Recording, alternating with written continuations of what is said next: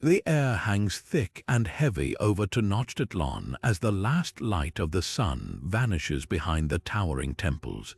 The city, alive with noise by day, now hums with something far more unsettling: the low chanting of priests, the distant echo of drums, the rustle of dark robes moving through torchlit corridors. Shadows flicker against stone walls carved with the faces of gods who demand more than prayers. This is the Aztec civilization at its most mysterious, where faith isn't just worship, it's written in blood. You might think you know the Aztecs, their golden cities, their warriors, their conquests, but beneath the grandeur lies a world of rituals so intense, so visceral, they defy modern understanding. These weren't just ceremonies, they were acts of survival, bargains struck with forces beyond human comprehension. The gods required more than offerings.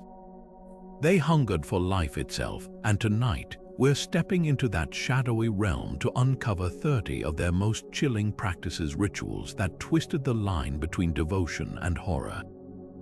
Picture standing at the foot of the Templo Mayor, the heart of Aztec spirituality, as the scent of copal incense mixes with something metallic in the air. The crowd's murmurs fall silent. A figure ascends the steps, not in triumph but in sacrifice. What drove a civilization to such extremes? What did they believe they were protecting or awakening? The answers lie in these rituals, each one a window into a world where the sacred and the terrifying were inseparable. By the time we're done, you'll see the Aztecs not just as conquerors or builders, but as people who walked a knife's edge between heaven and earth, willing to pay the ultimate price to keep their world from crumbling. This is the darkness they embraced, and it's time to face it together. The new fire ceremony was no ordinary ritual, it was a desperate gamble against the end of the world. Every 52 years, as the Aztec calendar cycle neared its completion, an existential dread gripped the empire. The stars had to align perfectly, the gods had to be appeased. Because if the flames didn't rise again, eternal darkness would swallow the earth. On the chosen night, all fires across Tenochtitlan were extinguished. Not a single hearth, not one torch could remain lit. The people smashed their pots, their tools, anything that symbolized the old era. Then they waited, breathless, as priests climbed the hill of the star, their robes stained with the blood of earlier sacrifices. There, under the watchful eyes of millions of stars, they performed the unthinkable. A captive warrior, chosen for his strength and vitality, was laid upon the stone. The obsidian blade flashed, his heart, still beating, was torn from his chest, a living offering to the gods. With blood-slicked hands, the high priest drilled a new fire into existence, grinding sticks against the victim's chest. The moment that spark caught, messengers raced through the city with torches, carrying the sacred flame to every temple, every home. Relief swept through the empire. The sun would rise again, the cycle would continue, but imagine the terror if the fire hadn't ignited. The Aztecs believed failure meant chaos monsters would descend from the shadows, the dead would walk, and the fifth sun would vanish forever. This wasn't just ceremony, it was survival written in fire and blood. The new fire ceremony didn't just renew time, it held the universe together. The Flaying of Xipe Totec wasn't just a sacrifice, it was a grotesque rebirth. Imagine the scene: a captive warrior bound to a stone frame, staring up at the priests holding razor-sharp obsidian knives. The air reeked of blood and burning copal as the blade sliced deep, peeling back skin like a farmer stripping husks from corn. This was no random act of violence, every cut held meaning. Xipe Totec, the flayed god, demanded this horrifying tribute because he embodied the cycle of life itself: death, decay, and renewal. The victim's skin, still warm, was treated like sacred cloth. Priests would wear it for 20 days, the flesh rotting on their bodies as they moved through temples and streets. To the Aztecs, this wasn't macabre, it was miraculous.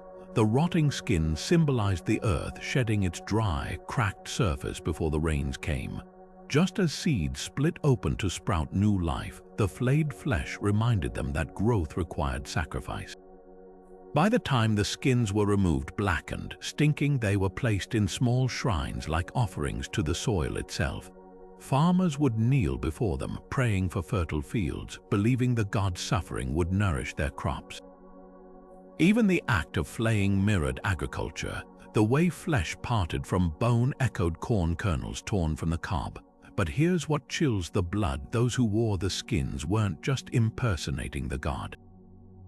They became him. For those 20 days they walked among the people, dripping with the remnants of a life given. And when the ritual ended, the discarded skins weren't burned or buried. They were left to molder in the temples, a visceral reminder that beneath every harvest, every meal, every full belly, there had once been screaming. Tlaloc didn't want warriors. He didn't crave the hearts of soldiers or the blood of kings. The rain god demanded something far more unsettling: the tears of children. Not just any children, but those with specific features, 2 cowlicks in their hair, a certain curve to their fingers, signs that marked them as chosen. These little ones were dressed in vivid blue, the color of storm clouds, and paraded through the streets in a grim procession. Their cries weren't just sorrow, they were sacred. Because to the Aztecs, a child's tears were the first drops of the coming rains. The chosen were taken to sacred caves or mountain shrines, places where earth met sky. Some were drowned in deep pools, their final breaths bubbling upward like rain about to fall. Others were left in the darkness, their weeping echoing off damp stone walls until exhaustion or thirst silenced them. Archaeologists have found their remains in these high places, tiny skeletons still adorned with beads and jade, offerings to a god who held life and death in his watery grasp. But why children? Tlaloc ruled more than just weather. He governed fertility, the promise of growth. The Aztecs believed that to renew the land, you had to return something innocent to it. The children's suffering wasn't just symbolic, it was a transaction. Their tears moistened the earth in advance. Their lives cut short were seeds planted for a greater harvest. The artifacts tell a haunting story: small clay figurines of babies, their faces streaked with blue paint, miniature rain god masks no larger than a child's palm. These weren't just offerings, they were pleas. Every drought, every failed crop sent priests scouring villages for more little ones with the right signs. Because if the children didn't cry, neither would the skies, and without rain, the world would starve. What chills the bones isn't just the act, it's the reverence. These weren't hidden atrocities. Families brought their children forward, believing their sacrifice would save entire cities. A mother's grief was the price for her people's survival. That's the paradox of Tlaloc's cult. The god who gave life also took it in the most heartbreaking way imaginable.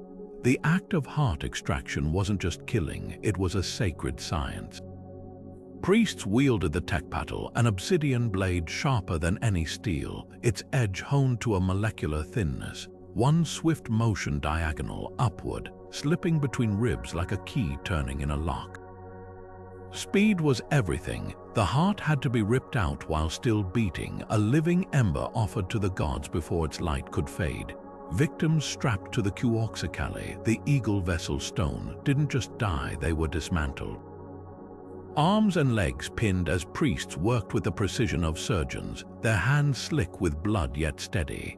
The moment the heart pulsed free, it was thrust toward the sky, food for Huitzilopochtli, the sun god, who needed mortal strength to keep fighting his nightly battle against the stars.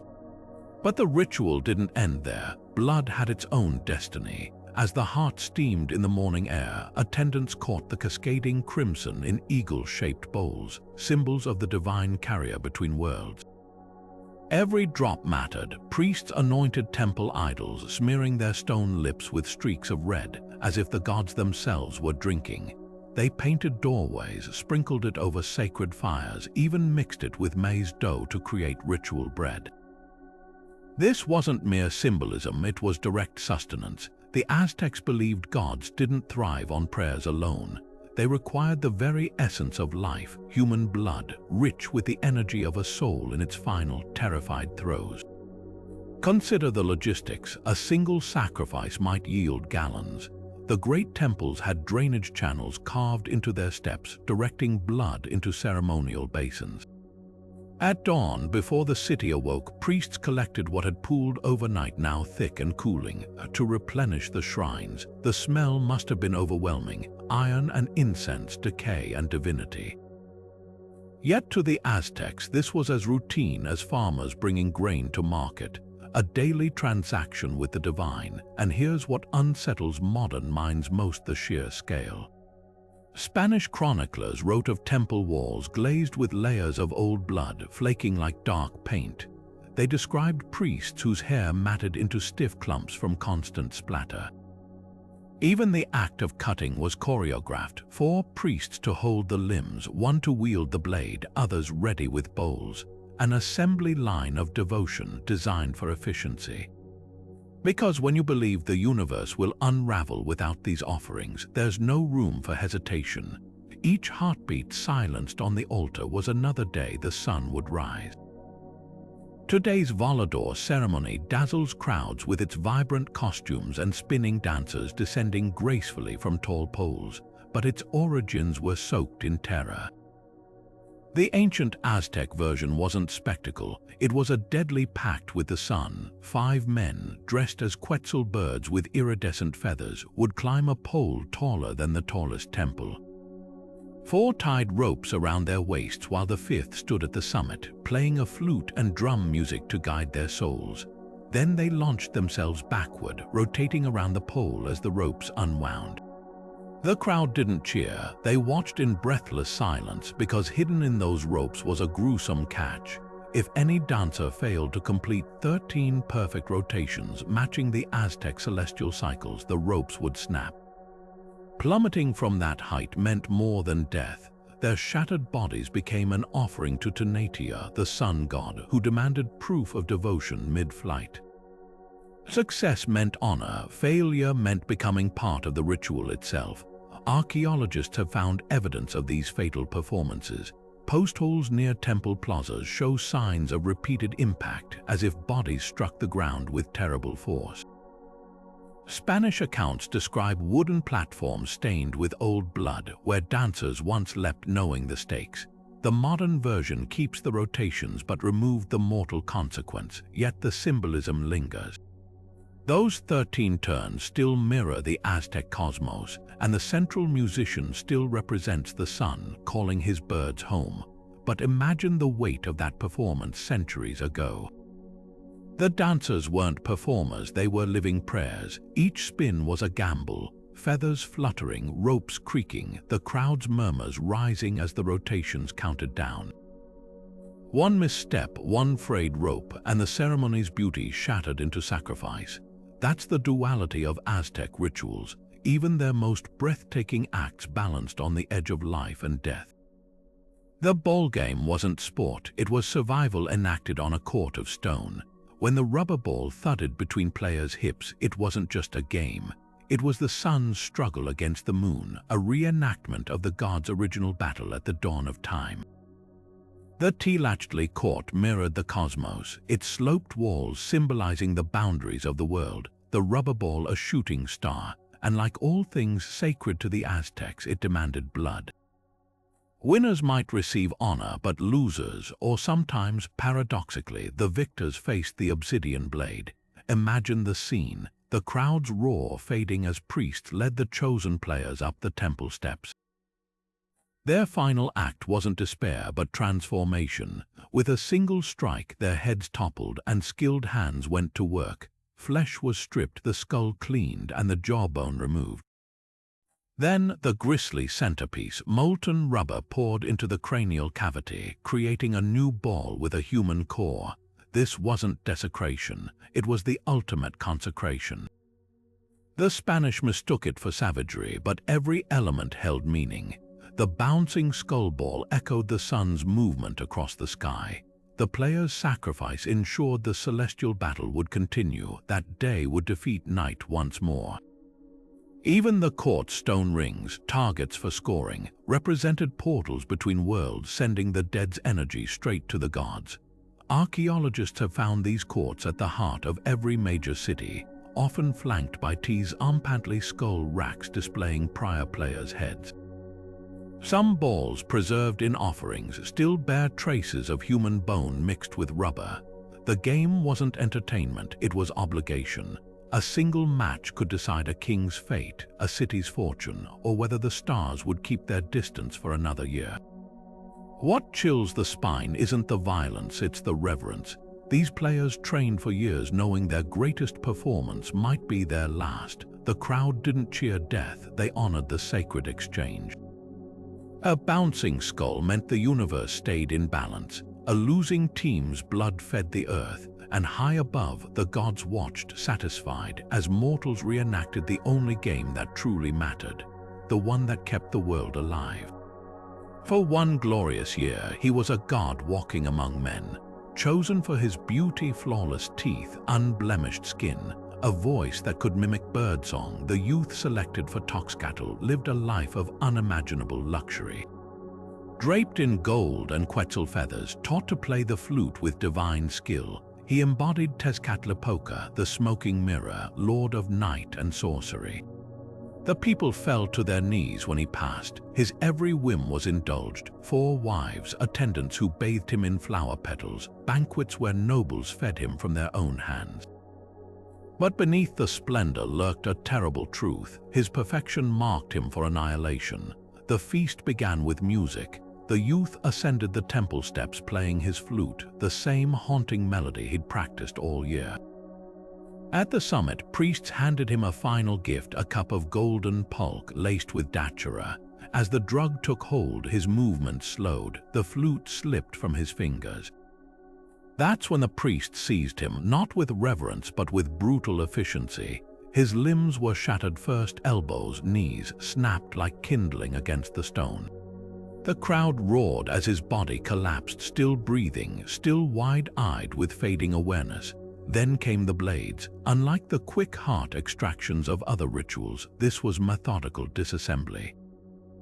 Flesh stripped in long ribbons, bones cracked for marrow.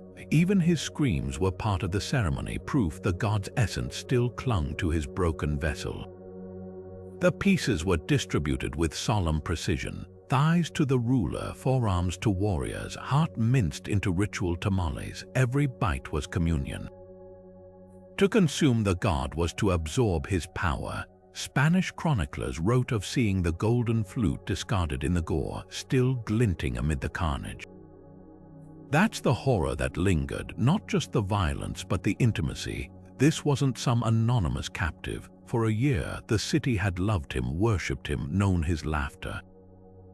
His destruction wasn't just sacrifice, it was the unraveling of a carefully constructed illusion. The perfect mirror had to shatter so the god could remake himself. And when the last morsel was eaten, the cycle began anew. Another beautiful boy plucked from the crowd, another year of adoration before the inevitable fall. The Aztecs understood what few civilizations dared admit. Divinity always demands its flesh back. Moonlight painted the temple courtyard silver as the drums began their low, insistent rhythm. The chosen warrior stood bound to the sacrificial stone, not with ropes, but with hundreds of obsidian spines, each one driven shallowly into his flesh like the quills of some monstrous creature. He wouldn't die quickly, his suffering had to last until dawn. This was the midnight skin peeling, a ritual so gruesome even most Aztecs only whispered of it. The priests moved like shadows, their fingers stained with a numbing paste made from night-blooming datura and ground beetles. It dulled the pain just enough to keep the victim conscious, but not enough to spare him the horror of feeling every cut. The first incision traced his collarbone, a thin red line that whitened as the obsidian blade curled beneath skin like a farmer peeling bark from a tree. The warrior's screams weren't silenced, they were part of the chant, his voice mingling with the priest's hymns to Metzli, the moon goddess who fed on mortal agony. Layer by layer, the skin came free, not in ragged strips but in near-perfect sheets. The priests worked with chilling precision, pausing only to dip their hands in basins of brine that kept the flesh pliant. By the time the warrior's face was flayed, his eyes still moved behind the bloody mask of his own features. The drums grew faster now, their beat syncing with his faltering pulse. Then came the transformation. The high priest donned the still dripping skin like a robe, the empty face sagging over his own. Others tied strips of flesh around their arms and legs. What followed wasn't sacrifice, it was possession. The priests danced in circles, their movements growing erratic as they channeled the warrior's lingering spirit. The night gods demanded proof of endurance, and the writhing, skin-clad figures gave it to them hour after hour. By sunrise, the warrior's remains were barely recognizable. But his skin, that lived on, stretched over wooden frames, it became sacred parchment for divination. Spanish accounts describe finding these ghastly tapestries generations later, brittle but still etched with star charts and prophecies, messages from the other side, bought with a night of unimaginable torment. The Aztecs didn't just take lives, they stretched souls into the fabric of their world. War wasn't just conquest to the Aztecs, it was sacrament. The so-called flowery wars weren't fought for land or gold, but for something far more precious, living tributes. Opposing city-states would agree in advance on the time and place, meeting on neutral ground with a singular goal: capture, not kill. Warriors wielded clubs lined with obsidian shards designed to maim, not slaughter, their blows calculated to disable rather than destroy. The air filled with the scent of crushed marigolds as fighters clashed, each one desperate to drag an enemy back alive. Victory wasn't measured in territory gained, but in ropes heavy with bound prisoners destined for the temples. Survivors faced a fate worse than death. Before their hearts were torn out, they were force-fed a sacred paste made from maize and the blood of prior sacrifices, transforming them into literal vessels of divinity. But the horror didn't end at the altar. Their flesh became ritual sustenance. Nobles gathered for solemn feasts where slivers of roasted thigh meat were passed on skewers, each bite a communion with the warrior's stolen strength. Spanish accounts describe banquet halls lined with hollowed skulls used as cups for chocolate mixed with blood, the dregs of each drink poured onto the earth as libations. The Ts rampantly stood as the empire's grisly ledger, a towering rack where thousands of skulls were threaded onto wooden poles like beads on a string. Some were displayed fresh, flesh still clinging to bone, while others bleached in the sun until they resembled porcelain. These weren't mere trophies. Each hollow-eyed face marked a celestial transaction, proof that the gods had been fed. Archaeologists excavating Tenochtitlan's central plaza unearthed a structure over 150 feet long, its foundation packed with over 600 skulls, just one section of a complex that may have held tens of thousands. What unsettles modern scholars isn't the violence itself, but its meticulous order. The flowery wars followed strict rules: no ambushes, no burned villages, only orchestrated combat. The feasts weren't frenzied carnage, but somber ceremonies with prescribed portions. Even the Tzompantli's construction showed geometric precision, skulls arranged in concentric circles mirroring the Aztec cosmos. This was holy arithmetic, where every captive equaled a day the sun would rise, every meal of flesh a down payment on next year's harvest. The battlefield wasn't just a place of death. It was the factory where the Aztecs forged their covenant with the divine. The merchants of Tenochtitlan didn't just trade goods, they trafficked in destiny. When the call came for volunteers to become Yolteotl, heart-givers to the water gods, the wealthiest stepped forward without hesitation. These weren't desperate souls, but revered figures draped in cotton finer than royalty, their fingers heavy with gold. They knew the price of crossing into Mictlan, the underworld. Someone had to chart the way. The ceremony began at dusk. Priests mixed a potent brew of sacred mushrooms, morning glory seeds, and pulque, its bitter tang masking something darker, a paralytic extracted from blowfish, ensuring the victims couldn't fight their fate. As the merchants drank, their pupils dilated into black pools. Torches flickered against their jade lip plugs, each carved with the face of Chalchutlicue, the jade-skinned goddess who ruled lakes and rivers. These weren't adornments, they were currency. The underworld's tollkeepers demanded payment in green stone, and every bead stitched into the merchant's lips represented passage through another treacherous level of Mictlan. Bound hand and foot with ropes weighted by volcanic stone, the drugged figures were carried to reed boats and rowed to the lake's deepest heart. There, beneath a blanket of stars, priests lowered them overboard. The water didn't splash, it swallowed them whole. Witnesses described the surface smoothing instantly, as if the lake itself were a living thing closing its jaws. Archaeologists dredging Lake Texcoco centuries later found the proof. Skeletons still anchored by stones, their skulls grinning behind jade mouthpieces. Some clutched miniature obsidian, knives, tools for cutting through underworld illusions. But the most chilling discovery, a few skeletons showed faint scratches on their wrists.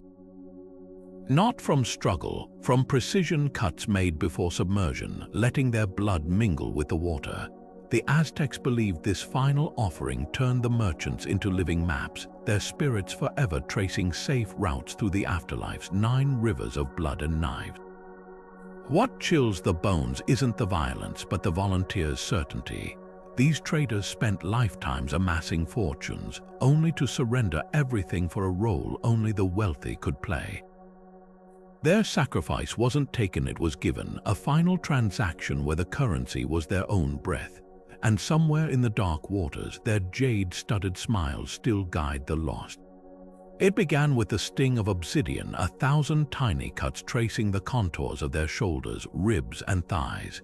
The women chosen for Itzpapalotl's rite didn't scream. They trembled, yes, as the priest's volcanic glass knives flickered in the torchlight, but their silence was part of the pact. Each incision had to be shallow, precise, just deep enough to send crimson trickling down their skin without striking bone. The goal wasn't pain, though there was plenty. It was transformation. By dawn, their blood would dry in jagged patterns, fanning out from their bodies like the wings of the obsidian butterfly herself. The cult of Itzpapalotl thrived in darkness. Unlike most Aztec deities tied to sun or rain, she ruled the liminal spaces, the moment between midnight and morning, the borderlands between life and death. Her devotees drank a milky white potion brewed from morning glory seeds and the crushed wings of actual butterflies, a concoction that sent their minds spiraling beyond the physical world. Spanish chroniclers wrote of watching these women convulse on temple floors, their pupils swallowing their irises as they clawed at the air, whispering of shadowy realms where gods and ancestors blurred together. But the blood was key. As the hallucinogens took hold, attendants would catch the dripping crimson in shallow clay dishes, mixing it with powdered jade and tree sap to create a shimmering paste.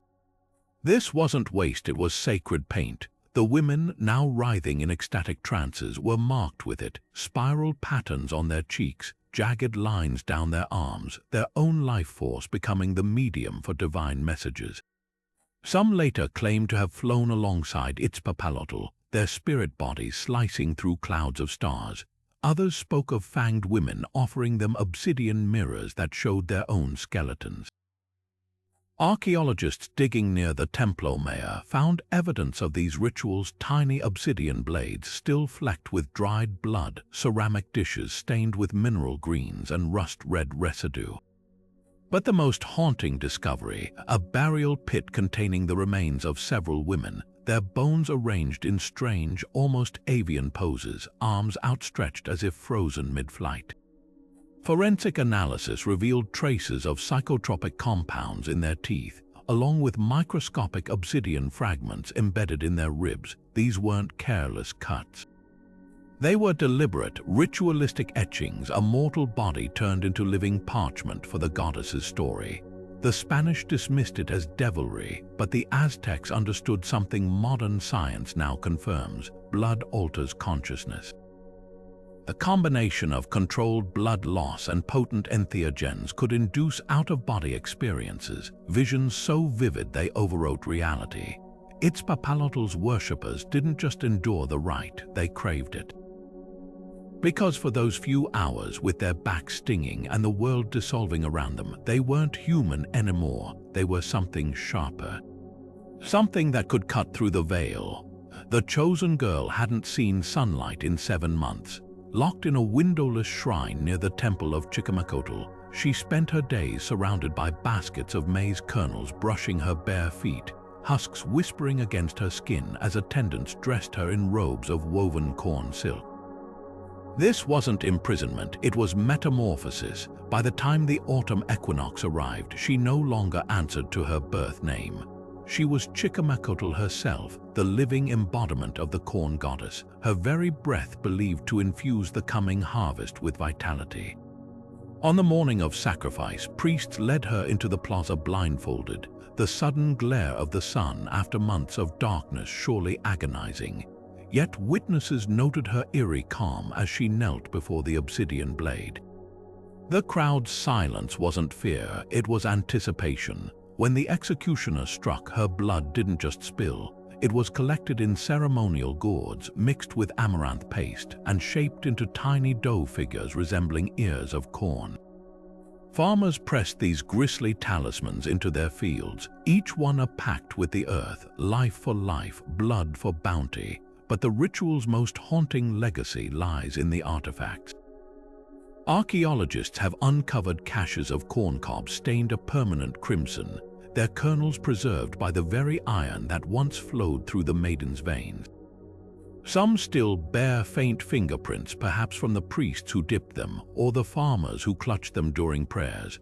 Unlike other sacrifices meant to feed the gods, this one had an unmistakable intimacy. The maize wasn't just blessed, it became a relic, a literal fusion of human and crop. Spanish friars later wrote of finding villages where elderly women whispered to dried corn husks, calling them little sisters. The connection ran deeper than metaphor. To the Aztecs, the corn maiden's death wasn't an ending, it was a scattering. Her blood in the soil, her breath in the wind, her bones ground into the meal that would feed the next generation. Every time a hand reached into a basket of maize, they touched the remnants of her sacrifice. And when the first sprouts pushed through the earth each spring, it wasn't just plants growing. It was the goddess and the girl rising once more. The arrows didn't kill quickly, that was the point. Bound spread eagle to wooden frames, captives watched as archers notched obsidian-tipped projectiles, each edge serrated like a miniature mountain range. The first shot never struck vital organs. It might pierce a thigh, a shoulder, the soft flesh of the abdomen. Anywhere blood would flow freely, but death would come slowly. The Aztecs called this Tlaloc, the sprouting, because each wound was meant to mimic rain sprouting from the earth. As crimson rivulets traced the victim's limbs and pooled beneath the frames, priests chanted hymns to Tlaloc, the rain god, their voices rising with every new arrow launched. This wasn't random torture, every aspect held symbolic weight. The frames were carved with winding serpent motifs, representing the storms Tlaloc sent coiling across the sky. The archers stood in 4 cardinal directions, mirroring the winds that carried rain clouds. Even the obsidian tips were ritually soaked in ior, a sacred dew collected from mountaintop grasses at dawn. Victims weren't just targets, they were living conduits. Their pain, their terror, their blood became the medium through which mortals communicated with the heavens. Spanish accounts describe the eerie beauty of it, sunlight glinting off the arrow's glassy edges, the sound of breathless screams punctuated by the thunk of each new strike, the ground beneath the frames turning to thick red mud. But the ritual didn't end when the last arrow found its mark. As the captive's breathing slowed, attendants rushed forward to catch the final drops in jade bowls. This last rain, as the Aztecs called it, was the most potent, a concentrated essence of life's departure. Mixed with maize and chilies, it became the base of a ceremonial stew served to warriors and nobles. Eating it wasn't cannibalism, it was communion. The flesh, tenderized by countless wounds, fell apart like overripe fruit, each bite infused with the victim's sacrificed vitality. Warriors believed it granted them the captive's courage, Farmers hoped it ensured fertile fields, and priests saw it as the ultimate alchemy, turning suffering into sustenance. Archaeologists have found these arrow-struck frames near former temples, their wood still stained dark after centuries. Some bear not just blood residue but tiny obsidian fragments embedded in the grain, ghostly evidence of shots that missed flesh and struck the frame instead. But the most chilling discoveries are the pots. Ceramic vessels buried near these sites often contain traces of human myoglobin, a protein found in muscle tissue, alongside remnants of maize and axiote seeds. Science confirms what Spanish friars once dismissed as horror stories. These were indeed the cooking pots of ritual stews. What unsettles modern minds isn't just the violence, it's the reverence. The victims weren't discarded like garbage. Their bones, cleaned and polished, were woven into decorative nets and hung in temples where they rattled like distant thunder during storms. The Aztecs didn't just want rain, they wanted relationship. Every arrow, every scream, every spoonful of stew was part of an ongoing dialogue with forces far beyond human control. And in a land where drought meant famine, the price of silence was unthinkable. The fire snake ceremony didn't just burn bodies, it forged weapons of flesh. At the winter solstice, when the sun hung weakest in the sky, Aztec priests stacked logs into towering pyres that glowed like miniature suns themselves. Captives, their limbs painted with stripes of blue and yellow to mimic flames, were herded toward the inferno, but this wasn't mindless immolation, there was a terrible precision to it. Victims weren't left to burn to ash, they were tossed into the fire just long enough for their skin to blacken and split, their screams swallowed by the roar of the blaze. Then came the hooks. Priests wielding long poles tipped with obsidian barbs would rake the writhing figures back out, their smoking flesh clinging to the hooks in ragged strips. The crowd inhaled the scent of charred meat as the victims, still alive, still aware, were hauled onto the sacrificial stone. Their hearts, seared but still beating, were cut from their chests with ceremonial knives warmed in the same fires that had just tortured them. The symbolism was inescapable. These weren't just offerings to Huitzilopochtli, the sun god, they were reinforcements. The Aztecs believed their warrior deity fought nightly battles against the stars, and midwinter marked his weakest moment. The fiery victims became literal ammunition. Their scorched hearts, placed in ornate bowls, were said to transform into Zucotl, the mythical fire serpents Huitzilopochtli hurled at his enemies. Spanish chroniclers described watching priests carry these smoking organs to temple altars, whispering incantations as the flesh cooled into hardened, coal-like lumps. By dawn, they'd vanish consumed, the Aztecs claimed, by the god himself. Archaeologists have found evidence of this brutal physics in the most unlikely places. Tiny clay figurines of warriors with charred limbs, their chests hollowed out to hold miniature obsidian blades. Murals beneath what was once the Templo Maya show yellow-tongued serpents emerging from human torsos, their bodies woven from flames and blood. But perhaps the most haunting clue lies in the burn patterns themselves. Excavations near ancient pyre sites reveal layers of soil fused into glass by temperatures so extreme they altered the Earth's very structure. The Aztecs didn't just light fires, they created crucibles, turning human suffering into divine artillery. What chills the bones isn't the violence, but the cold calculation behind it. These weren't frenzied acts of cruelty. Every second of exposure, every pull of the hook, every cut of the blade was timed like a ritual recipe. Too little fire and the heart wouldn't harden into a proper weapon. Too much and it would crumble to useless ash. The priests were engineers of agony, calibrating torment to forge the perfect ammunition for a war only they could see. And when the last heart was placed on the altar, the people turned their faces to the weak winter sun, trusting that somewhere beyond the clouds, their burned offerings were striking down the darkness. When the moon's shadow swallowed the sun, the empire held its breath. A solar eclipse wasn't just an astronomical event to the Aztecs, it was the unthinkable. To Natia, the sun god, being devoured before their eyes. The moment daylight faded, priests sprinted through the streets beating drums made from human skin, their frantic rhythms echoing off blood-slicked temple steps. This wasn't ceremony, it was triage. Every second of darkness risked permanent night. The first victims were always the children, handpicked for their purity, two cowlicks in their hair, eyes like polished obsidian. They were carried kicking and weeping to the Templo Mayor's summit. Unlike other sacrifices where a single blade sufficed, eclipses demanded butchery on an industrial scale. 4 priests worked in unison, one to pin the limbs, one to slit the throat, 2 more catching the arterial spray in wide-mouthed bowls. The blood wasn't just offered, it was hurled at the blackening sky in crimson arcs, each splash a desperate plea. Eat this instead. But children alone couldn't satisfy whatever cosmic beast was gnawing on the sun. As panic spread, nobles dragged slaves from market squares, warriors slit their own earlobes to fill ceremonial pipes with blood, midwives pierced the tongues of wailing infants with magy spines. Spanish accounts describe plazas transformed into frenzied operating theaters, bodies writhing as commoners performed impromptu auto-sacrifices, slicing their calves with pottery shards, their blood mixing with the dust to form a grisly mortar. The noise was unimaginable, not just screams but a cacophony of clattering bones, pounding feet, and the ululating war cries of priests invoking every god they could name.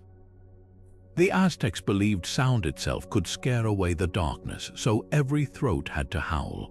Survivors later claimed the collective wail made the ground tremble, that dogs went mad trying to flee the unnatural vibration.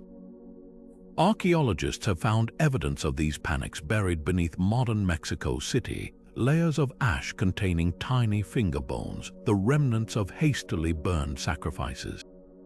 In one chilling discovery, a mass grave held the skeletons of at least 40 children, their throats slit in such rapid succession that the obsidian blades left identical marks. The positioning of the bodies, some curled inward, others splayed like starfish, suggests they were alive when the eclipse began. What haunts historians isn't the scale of death, but its improvisation.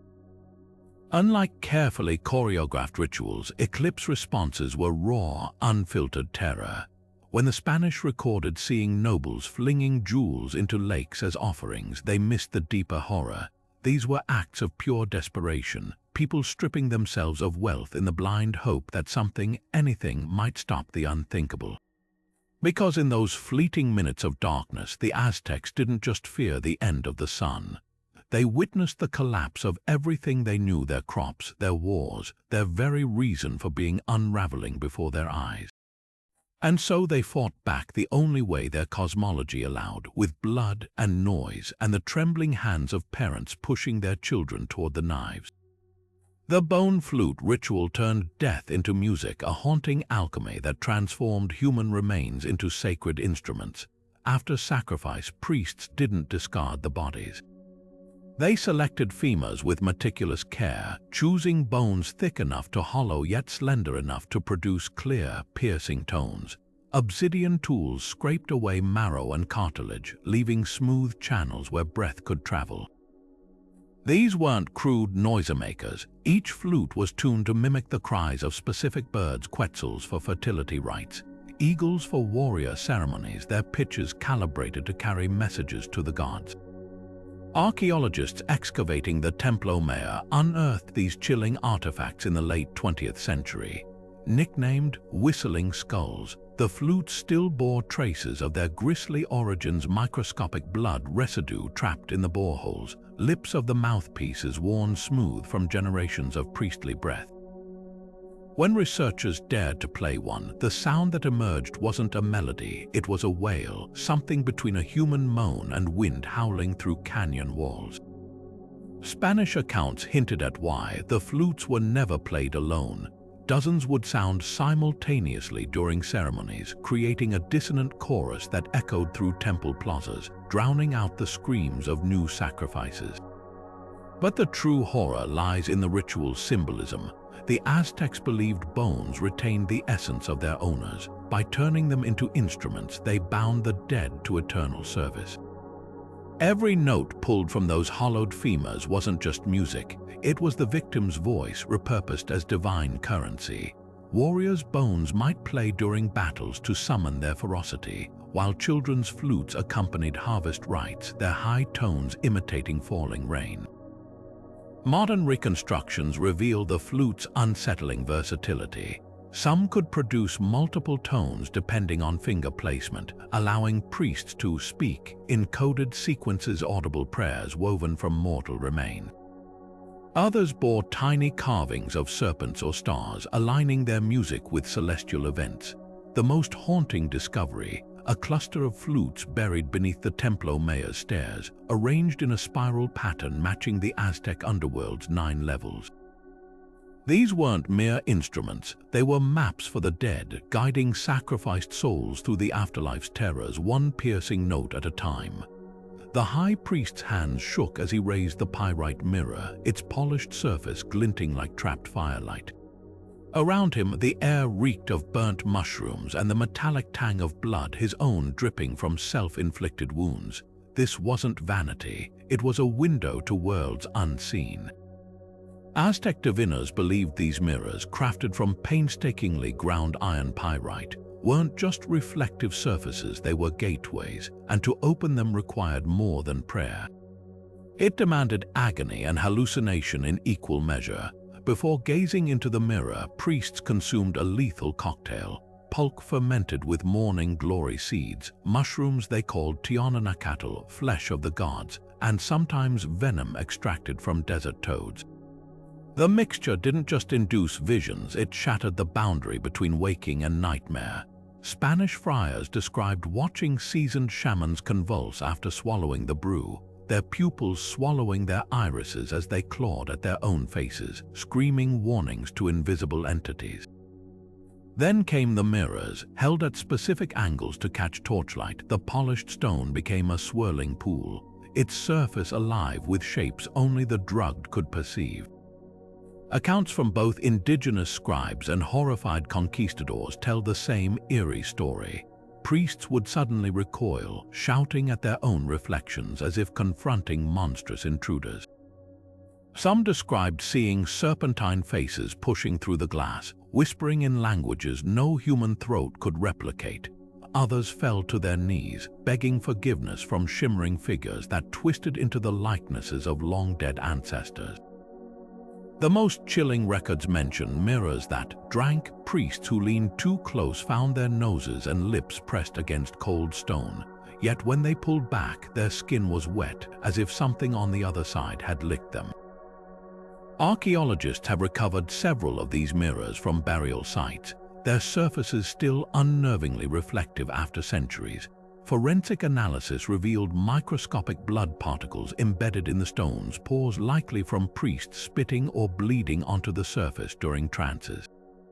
Some mirrors show strange patterns of wear, with concentric circular scratches around the edges, as if fingers had anxiously traced the same spot for hours. One, now housed in Mexico City's National Museum of Anthropology, bears a handprint burned into its back, the result, researchers suspect, of a shaman gripping it during an ecstatic vision, his skin seared by some now forgotten ritual heat. What unsettles modern scholars isn't just the hallucinations, it's the consistency. Across different regions and time periods, Aztec diviners reported seeing the same entities: a faceless woman with joints that bent backward, a dwarf carrying a sack of human teeth, a spotted dog that spoke in reversed speech. These weren't random nightmares, they were recurring characters in a cosmology where the spirit world was just a reflection away. The mirrors didn't just show visions, they were thought to absorb them, becoming more powerful with each use. Some were buried with their owners, placed carefully over the eyes or mouth, perhaps to guide them through the same realms they'd spent lifetimes glimpsing in polished stone. Perhaps the most telling detail comes from an anonymous Spanish soldier's journal. He wrote of finding a mirror still clutched by a dead priest in a ransacked temple. When he turned it toward the moonlight, he swore just for a heartbeat he saw his own face replaced by something grinning back with too many teeth. He smashed it immediately. But the Aztecs would have understood his terror. Their mirrors didn't just reveal the supernatural, they invited it in, one shard of reflected torchlight at a time. The noblest blood carried the most divine weight, and the Aztec elite spilled theirs willingly. While captives died on altars, kings and queens enacted their own brutal piety, performing bloodletting rites so extreme they defied modern understanding. Imagine kneeling before a temple fire, gripping a stingray spine sharpened to needle fineness, its tip glinting in torchlight as you drove it through your own tongue. No screams, no flinching, just slow, deliberate agony as crimson welled up, dripping onto bark paper held steady by attendants. This wasn't torture, it was privilege. Archaeologists have unearthed these grim tools in royal tombs, ornate bloodletters carved from jade or obsidian, some shaped like serpents with gaping fangs, others studded with turquoise to mimic the night sky. The stingray spines, often preserved in ceremonial boxes, still bear traces of human albumin, their tips darkened by centuries-old iron deposits, but the most chilling finds are the papers themselves. Buried in elite graves, folded into tight bundles, forensic analysis revealed their secret: layers of flaked-off skin cells and hemoglobin, preserved by the very copper salts used to coat the bark. These weren't just offerings, they were intimate ledgers recording every drop a ruler sacrificed over decades. The rituals followed brutal precision. Nobles might pierce their earlobes, tongues, or even genitals, depending on which god they sought to feed. A king invoking the war god Huitzilopochtli might slice his thighs, letting blood pool in cupped hands before smearing it across a statue's stone lips. Queens honoring the fertility goddess Tlaloc often drew spines through their tongues. The resulting blood moistened paper buried in fields to bless the harvest. Spanish chroniclers described witnessing these ceremonies. Their horror mixed with morbid fascination as dignified figures endured self-mutilation without a sound. But the true power lay in the burning. Folded papers soaked in royal blood were cast into sacred flames, the smoke carrying their essence skyward. Aztec cosmology held that deities feasted on this ethereal sustenance, not the blood itself, but the ixipla, the spiritual essence within it. A noble's suffering became divine nourishment, their status making their blood richer than any commoner's. Excavations near the Templo Mayor revealed charred fragments of these papers in ceremonial braziers, some still bearing faint fingerprints pressed into the ash.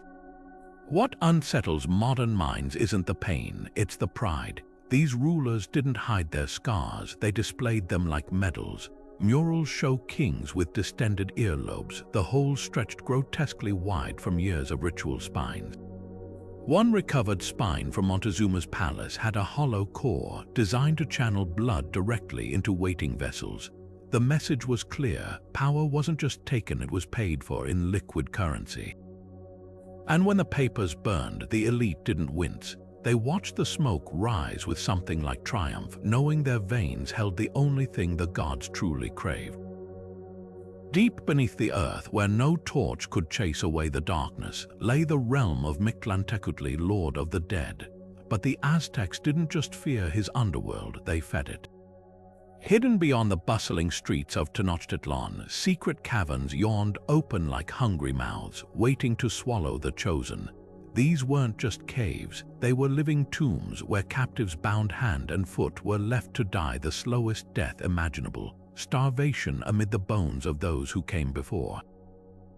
The Cave of the Dead wasn't marked on any map. Its entrance, obscured by scrub and moss, revealed nothing of the horror within.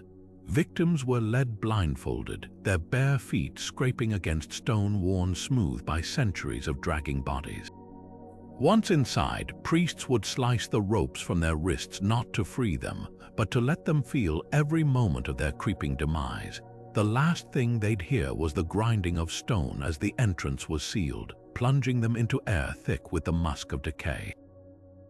No water, no light, just the company of skeletons whose hollow eyes had long since stopped seeing. Recent excavations near Tepoztlan uncovered one such cave, its floor a carpet of broken ribs and shattered femurs. Forensic analysis revealed the truth: these weren't warriors fallen in battle. The bones showed no marks of violence, only the telltale pitting of prolonged malnutrition. Some skeletons were found curled against walls, fingers still clutching at the rock as if trying to dig their way out. Others lay splayed in unnatural positions, their jaws stretched wide in silent screams preserved by centuries of stillness. The most chilling discovery: a cluster of small bones near the cave's deepest recessed children, their teeth still bearing the faint marks of decorative jade inlays, a privilege reserved for nobility. But why starvation? The Aztecs believed Mictlantecutli despised waste. A quick death was a gift. Starvation, though, that was reverence. Every gasp for air, every cramp of an empty stomach, every delirious vision pulled from the darkness was a prayer in itself. By the time the final breath left their lips, the victims weren't just corpses, they were willing offerings, their suffering a currency to buy passage for other souls navigating the underworld. Spanish accounts mention finding these caves years after the fall of Tenochtitlan, the stench so overpowering that even scavenging animals avoided them. But the Aztecs knew better. To them, the smell wasn't repulsive, it was sacred. A reminder that beneath their glittering cities and towering temples, the earth itself was always hungry. And in those lightless chambers where the dead piled upon the dead, the boundary between the human world and Mictlan grew terrifyingly thin.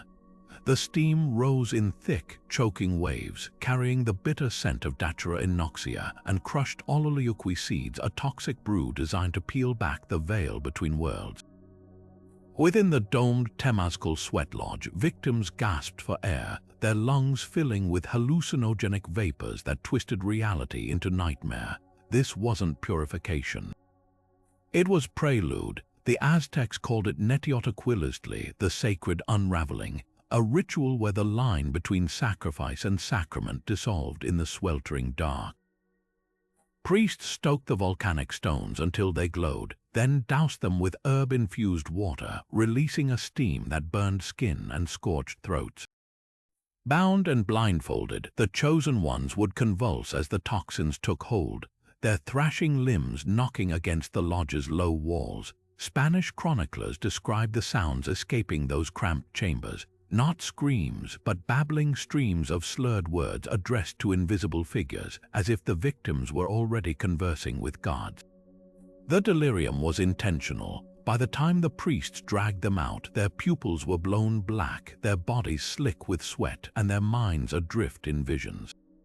Then came the blade. Unlike other sacrifices, these weren't performed in sunlight before crowds, but in shadowed alcoves where only the gods could witness. The victims, too far gone to resist, would stare blankly as obsidian found their throats, their final breaths misting the air with poisoned steam. Their blood, thickened by toxins, flowed sluggishly into ceremonial bowls, a concoction so potent, priests anointed idols with it using feather brushes, lest their skin absorb its power. Archaeologists excavating Tenochtitlan's outskirts found remnants of these lodges, stones split from repeated heating, their cracks still clogged with traces of datura alkaloids. One dig uncovered a cache of small clay figurines near a sweat lodge's entrance, each carved with wide, staring eyes and open mouths, perhaps representations of the messengers mid-vision. But the most chilling evidence came from soil analysis. Layers of sediment saturated with scopolamine and other tropane alkaloids, chemicals known to induce violent hallucinations. The ground itself remembered the poison. What unsettles modern scholars isn't just the brutality, but the precision of the pharmacology. The Aztecs didn't just steam their victims, they calibrated the herbs to trigger specific visions: datura for disorientation, ololiuqui for euphoric surrender. The dying weren't just dispatched, they were prepared, their minds chemically unmoored to serve as guides to the afterlife. When their blood hit the earth, it wasn't merely an offering. It was a stamped missive, written in toxins and signed with a gasp. The priest's fingers left dark streaks as they adjusted the mask, a face stretched tight over his own, its empty eye socket staring at nothing.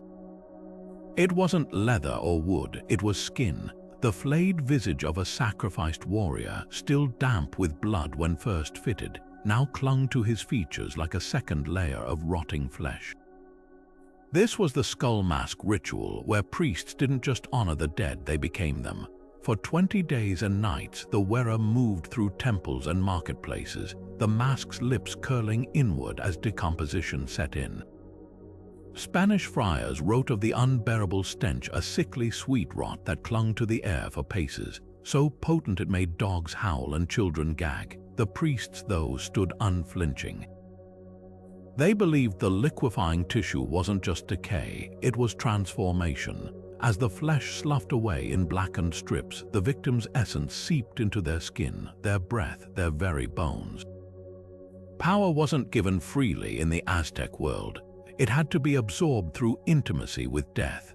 Archaeologists have found remnants of these ghastly relics, tiny patches of mummified skin still clinging to ceremonial headdresses, their pores clogged with ritual ointments meant to slow decomposition.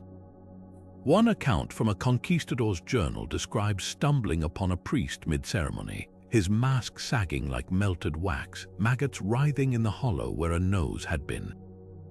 The priest, he claimed, didn't react, just whispered through cracked lips that the dead man's voice was teaching him the songs of the underworld, but the true horror lay in the aftermath. When the mask finally fell away, the priest didn't discard the remnants. They were collected with tweezers made of jade, each fragment placed in a sacred box alongside corn kernels and jade beads. These weren't scraps, they were relics, physical proof that a soul had crossed over.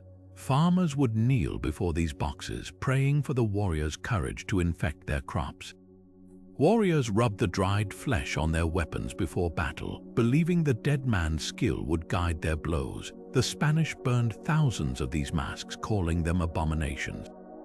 But in a hidden chamber beneath Teotihuacan, researchers found one last surviving example, a leathery husk pinned to a wooden backing, its features still eerily recognizable. Forensic testing revealed something astonishing: microscopic traces of human DNA from two distinct individuals, the priest and his victim, fused together in decay. To modern eyes, it's grotesque. To the Aztecs, it was the highest form of communion, not just wearing the dead, but letting them wear you back. Death wasn't the end for the Aztecs. It was a journey requiring careful preparation, especially when it came to who would guide you. Small clay figures of dogs have been found curled beside skeletons in burial sites across ancient Mesoamerica, their tails tucked between their legs as if sleeping. These weren't just grave offerings, they were companions, protectors, and navigators for the treacherous path through Mictlan, the 9-layered underworld. The Aztecs believed these dogs, usually reddish-yellow like the hairless Zoloid squently breed, could recognize and ferry souls across the underground river of death. But there was a catch. The deceased had to be buried with a real dog, sacrificed at the time of their passing. Archaeologists have uncovered these canine skeletons still wearing beaded collars, their skulls oriented westward, the direction of the setting sun and the land of the dead. Spanish friars recorded mournful ceremonies where families would feed their beloved pets one final meal before a priest broke their necks with a ceremonial club. It was an act of love disguised as brutality. That dog's spirit would wait in the shadows for its master, ready to sniff out the correct path when the human soul finally stumbled into the darkness. Yet finding your guide was only the first obstacle.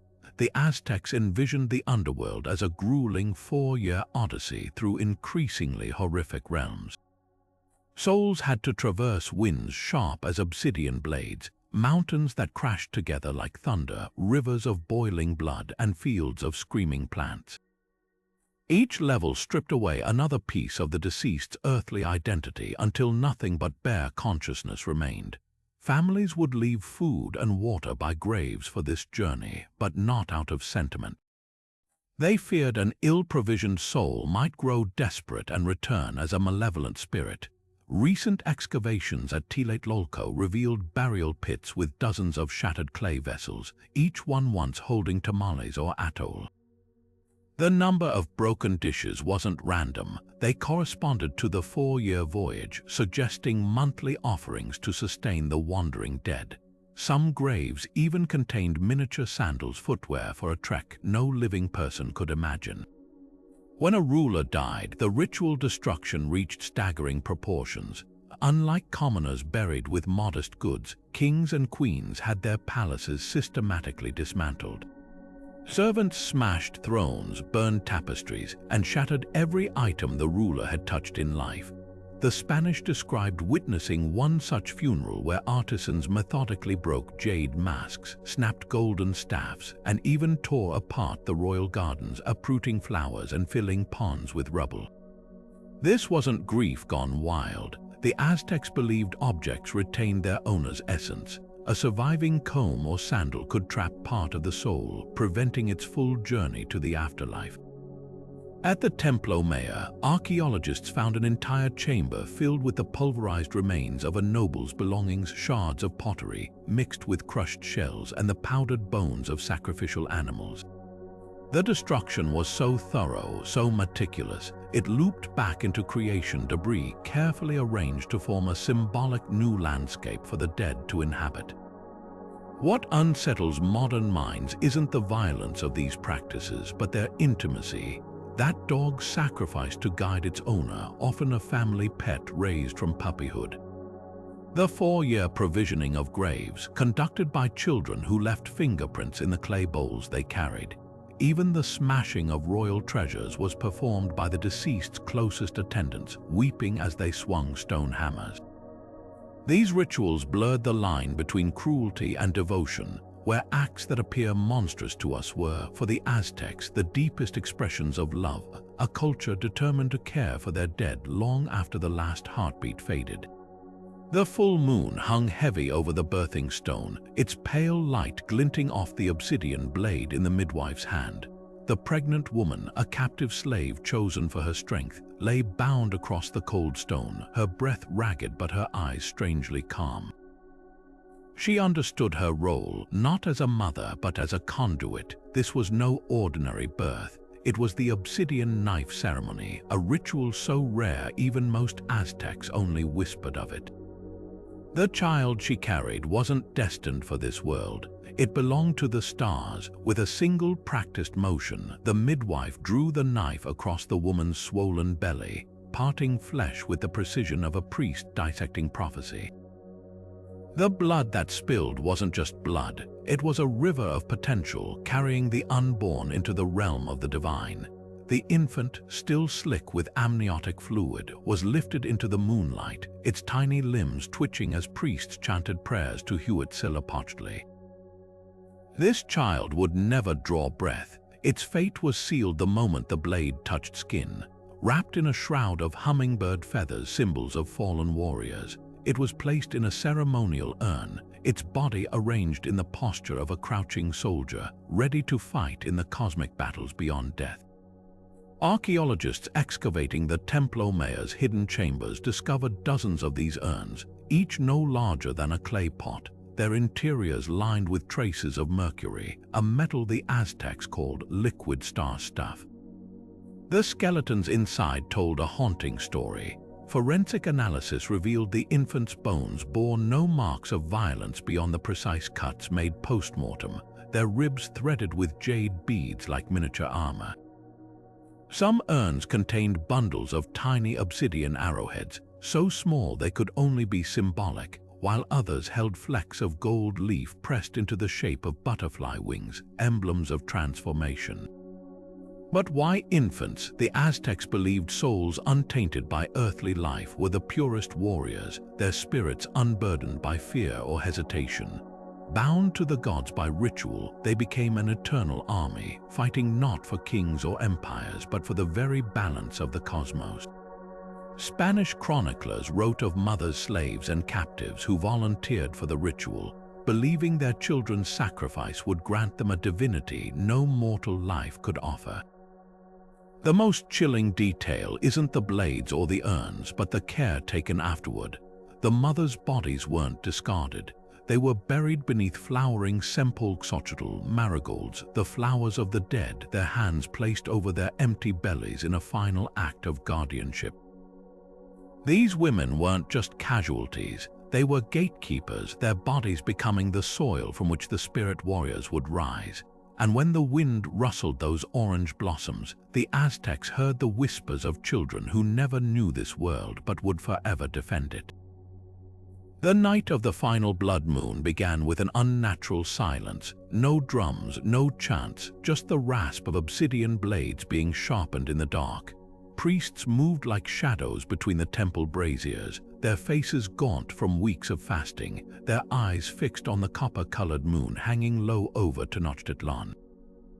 This wasn't just another sacrifice. The astrologers had seen the signs, the stars had shifted, the sacred calendars aligned, and the whispers from the spirit world grew urgent. Something was coming, something even the gods feared. Spanish accounts, written years later by men who'd only heard second-hand reports, described pyramids slippery with blood, their steps so saturated it pooled ankle-deep in the plaza below. But archaeology tells a darker story. Excavations near the Templo Mayor revealed pits filled with skeletons, not the orderly rows of typical sacrifices, but chaotic heaps, limbs tangled as if bodies had been tossed in haste.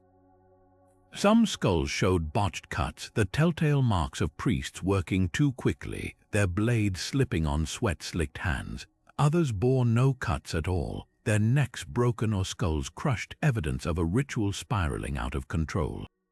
The prophecies had warned of this moment. Ancient codices spoke of a blood moon that would herald the end of an age when the gods would demand more than the usual tribute.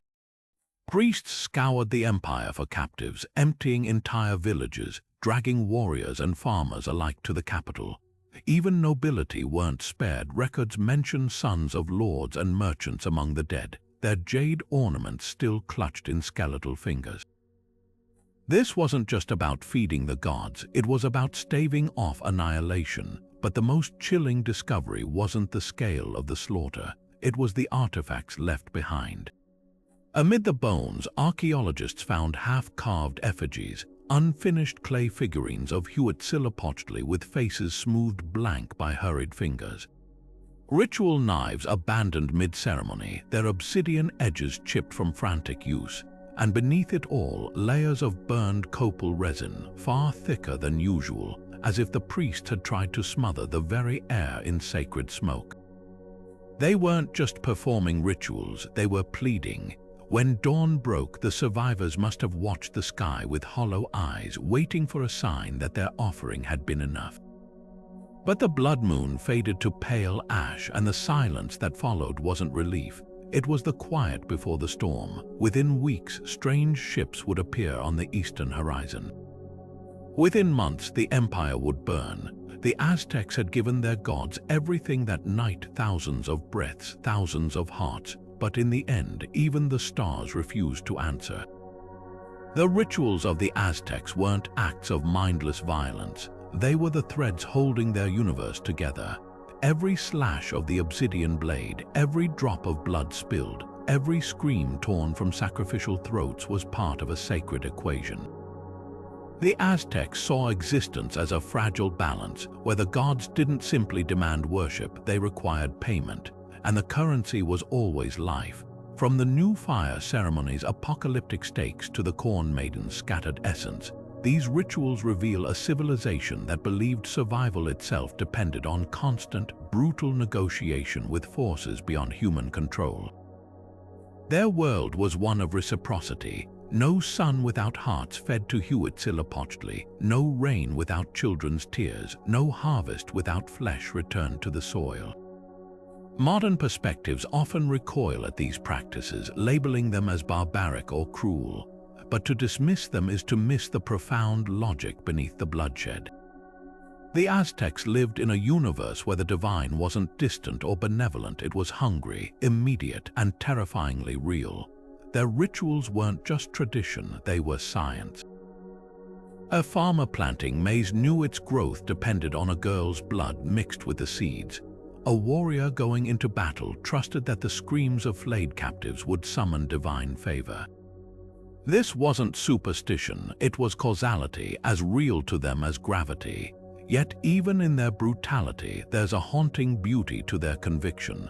The care taken with victims, the year of luxury before Tenochtitlan's sacrifice, the hummingbird feather shrouds for unborn warriors shows a culture deeply invested in the sacredness of exchange.